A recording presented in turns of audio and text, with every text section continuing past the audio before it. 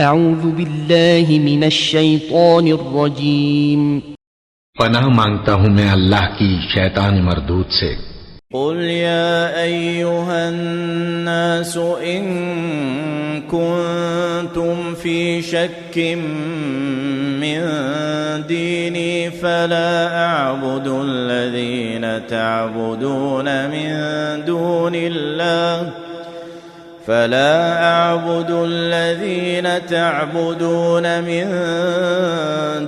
الله ولكن أعبد الله الذي يتوفاكم وأمرت أن أكون من المؤمنين۔ اے پیغمبر کہہ دو کہ لوگو اگر تم کو میرے دین میں کسی طرح کا شک ہو تو سن رکھو کہ جن لوگوں کی تم اللہ کے سوا عبادت کرتے ہو میں ان کی عبادت نہیں کرتا، لیکن میں اس اللہ کی عبادت کرتا ہوں جو تمہاری روحیں قبض کر لیتا ہے، اور مجھ کو یہی حکم ہوا ہے کہ ایمان لانے والوں میں ہو جاؤں۔ وَأَنْ أَقِمْ وَجْهَكَ لِلدِّينِ حَنِيفًا وَلَا تَكُونَنَّ مِنَ الْمُشْرِكِينَ، اور یہ کہ اے نبی سب سے یکسو ہو کر دین اسلام کی پیروی کیے جاؤ اور مشرکوں میں ہرگز نہ ہونا۔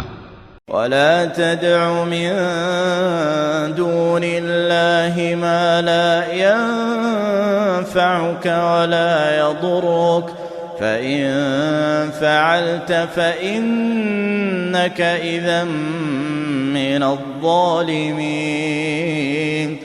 اور اللہ کو چھوڑ کر ایسی چیز کو نہ پکارنا جو نہ تمہارا کچھ بھلا کر سکے اور نہ کچھ بگاڑ سکے، اب اگر ایسا کرو گے تو ظالموں میں ہو جاؤ گے۔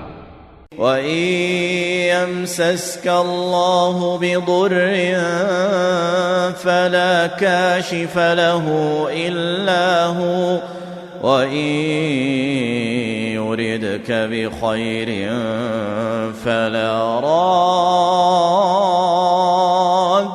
لِفَضْلِهِ يصيب به من يشاء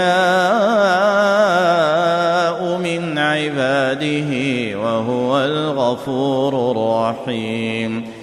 اور اگر اللہ تم کو کوئی تکلیف پہنچائے تو اس کے سوا اس کا کوئی دور کرنے والا نہیں، اور اگر تم سے بھلائی کرنی چاہے تو اس کے فضل کو کوئی روکنے والا نہیں۔ وہ اپنے بندوں میں سے جسے چاہتا ہے فائدہ پہنچاتا ہے، اور وہ بخشنے والا ہے، مہربان ہے۔